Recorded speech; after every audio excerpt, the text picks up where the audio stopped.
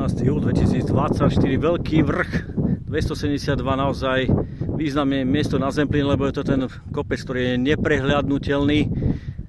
Každým smerom je Zemplín, doľava, doprava, dokonca 360, výhľady superové, 100 km aj odtiaľ to vidieť, ale nie dneska.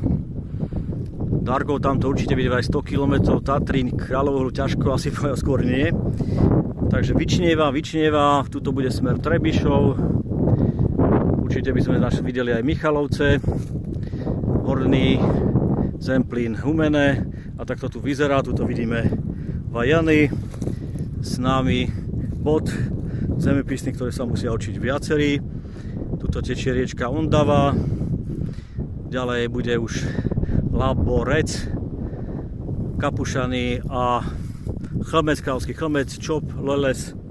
A takto to tu vyzerá. Naozaj výnimočný bod, prevyšuje všetky